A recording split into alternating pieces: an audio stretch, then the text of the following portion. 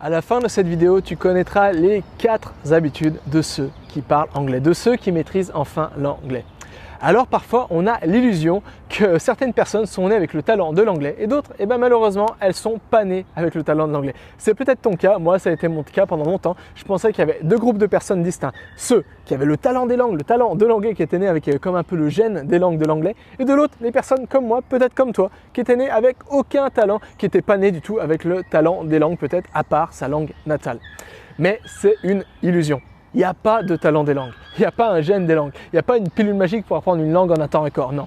Il y a seulement le travail et de bonnes habitudes. C'est pourquoi dans cette vidéo, je voulais te partager les 4 grandes habitudes de ceux qui maîtrisent l'anglais. Et comment toi aussi, tu pourras mettre ces 4 grandes habitudes dans ton quotidien pour te permettre, mettre toutes les chances de ton côté pour apprendre l'anglais ou du moins pour atteindre ton objectif d'apprentissage. Alors comme je l'ai dit, bien souvent, on pense qu'il y a un talent des langues, qu'il y a un gène des langues et bien souvent, ça part d'une seule illusion. Et cette illusion, selon moi, c'est tout simplement c'est que quand on voit une personne qui maîtrise l'anglais, quand on voit une personne qui parle une autre langue, on ne voit pas tout le travail derrière, on ne voit pas toutes les heures passées à galérer avec cette langue, les heures passées à essayer d'assimiler la grammaire, les heures passées à mémoriser du nouveau vocabulaire, les heures passées à pratiquer, les heures passées à faire des erreurs, à se relever de ses erreurs, bref, on ne voit pas tout le travail derrière. En fait, quand on voit une personne maîtriser une langue, c'est vrai pour n'importe quelle compétence, on voit la partie immergée de l'iceberg. On voit seulement les 20%, mais on ne voit pas les 80% du travail derrière. Et c'est pourquoi finalement, on peut facilement tomber dans le piège et croire à l'illusion que finalement des personnes sont nées avec le talent des langues et d'autres personnes ne sont pas nées avec ce talent des langues.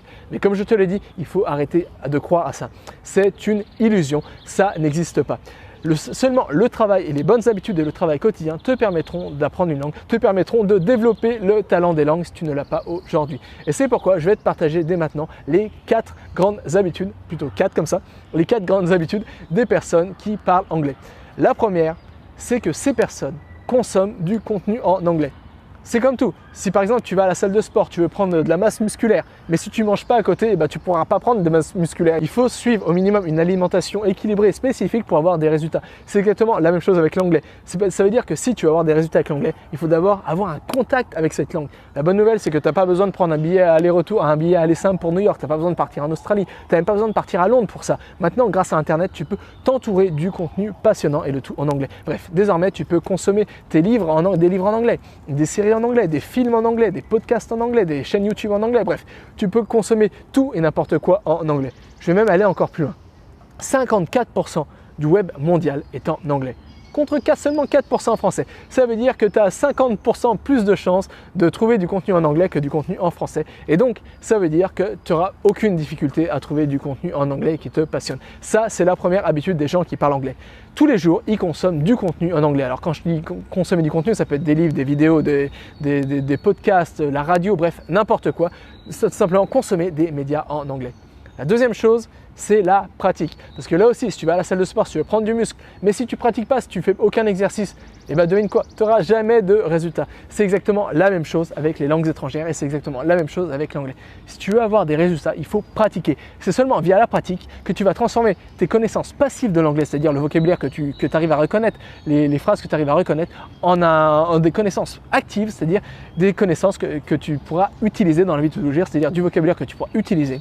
C'est-à-dire des structures de phrases que tu pourras réutiliser, des structures grammaticales que tu pourras réutiliser. Parce que bien souvent, quand on apprend une langue, 60% plutôt des choses qu'on apprend sont du contenu passif. Alors c'est quoi plus exactement du contenu passif? C'est par exemple, je ne sais pas, même en français, des fois tu as du contenu passif. C'est-à-dire que tu vas prendre un bouquin comme ça, et là par exemple tu vas tomber sur le mot pétrichor, qui est un mot rare en français. Peut-être que tu vas connaître sa définition, mais ce n'est pas un mot que tu utilises dans ton quotidien. Et si je te demandais de sortir ce mot de mémoire, tu ne vas sûrement pas y arriver parce que ce mot, il est ancré, c'est une connaissance passive. C'est-à-dire que tu arrives à la reconnaître, mais ce n'est pas une connaissance que tu arrives à utiliser. C'est la même chose pour l'anglais. Bien souvent, la plupart des mots qu'on connaît, des structures grammaticales, tout ça, c'est des connaissances passives, c'est-à-dire des connaissances qu'on arrive à reconnaître, qu'on arrive à comprendre, mais ce n'est pas des connaissances qu'on arrive à utiliser. Et pour vraiment convertir des connaissances passives en des connaissances actives, il n'y a pas de secret, il faut pratiquer. Et c'est pourquoi la deuxième grande habitude des gens qui parlent anglais aujourd'hui, c'est qu'ils pratiquent un maximum l'anglais pour convertir leurs connaissances passives en des connaissances actives et surtout pour faire corps avec l'anglais, et pouvoir se construire des automatismes avec l'anglais pour que ça devienne une langue aussi naturelle que par exemple parler ta langue natale, parler le français ou je ne sais pas quelle est ta langue natale.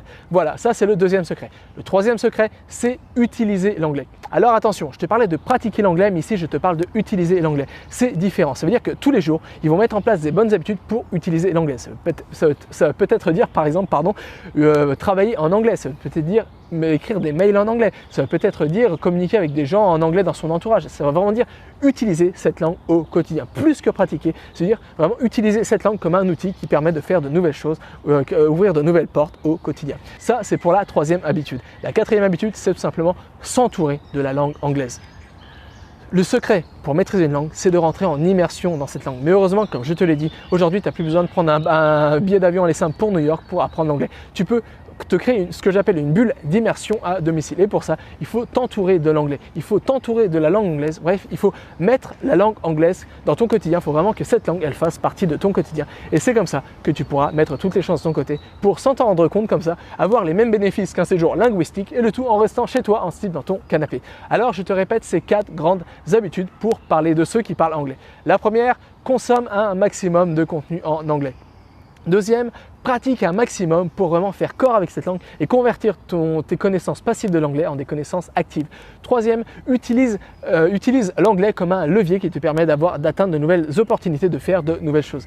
Et quatrième chose, entoure-toi, rentre en immersion, crée-toi une bulle comme ça, je fais plein de gestes, mais crée-toi une bulle d'immersion à domicile pour vraiment être entouré constamment de l'anglais, pour vraiment être en contact direct avec l'anglais et le tout dans ton quotidien. Voilà, c'est les 4 grandes habitudes de ceux qui parlent anglais qui vont te permettre d'une manière totalement intuitive, d'une manière totalement plaisante, de mettre toutes les chances de ton côté pour booster considérablement ton apprentissage de l'anglais, ou alors si tu n'as pas encore commencé à apprendre l'anglais, pour mettre toutes les chances de ton côté pour faire le bon pas, le premier pas, mais le bon pas pour apprendre cette langue.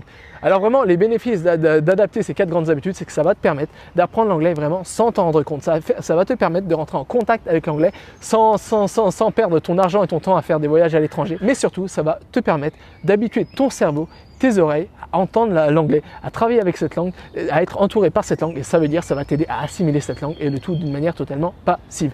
Voilà, c'est tout pour aujourd'hui. Alors si tu as apprécié cette vidéo, si toi aussi tu en as marre de galérer dans tes apprentissages, si toi aussi tu en as marre de ne pas avoir les résultats escomptés avec l'anglais malgré tes efforts, malgré ta bonne volonté, malgré tout ça, alors j'ai quelque chose pour toi. J'écris un mail quotidien qui est complètement gratuit, un mail quotidien où je te partage mes meilleures connaissances, astuces, stratégies, secrets pour t'aider à atteindre tes objectifs d'apprentissage en un temps record. Alors, si tu n'as pas encore accès à ces mails quotidiens, pour ça, il te suffit, c'est gratuit, de cliquer sur le lien se trouvant en bas de cette vidéo. Et comme ça, dès demain, à partir de 9 h tous les jours, on va se retrouver dans ta boîte mail où je vais te partager mes meilleures astuces, stratégies pour t'aider à développer tes super pouvoirs, pour t'aider à devenir un ou une super apprenante. Voilà, nous, on se retrouve dans le mail de demain. Et jusqu'à là, n'oublie pas, rien n'est impossible avec cet apprendre. Allez, à bientôt, à demain.